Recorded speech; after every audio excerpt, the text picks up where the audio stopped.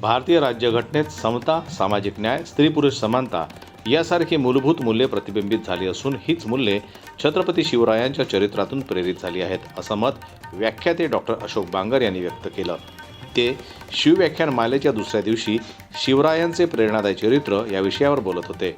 यावेळी त्यांनी सांगितलं की घटनाकार डॉक्टर बाबासाहेब आंबेडकर यांना राज्यघटना तयार करताना कोणती प्रेरणा होती, तर त्यांनी छत्रपती शिवाजी महाराज यांच्या चरित्राचा प्रभाव असल्याचं सांगितल्याचा इतिहास आहे.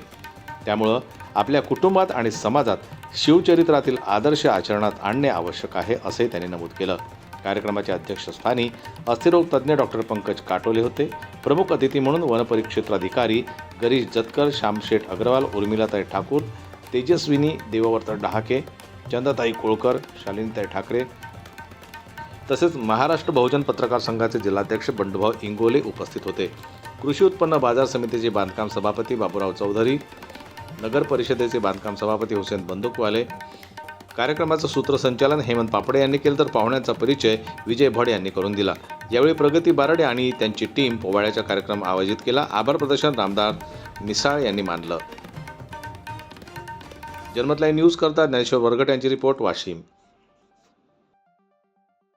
मराठी बातम्यांसाठी जनमत लाईव्हला लाईक करा, सबस्क्राईब करा आणि बेल आयकॉनला दाबायला विसरू नका.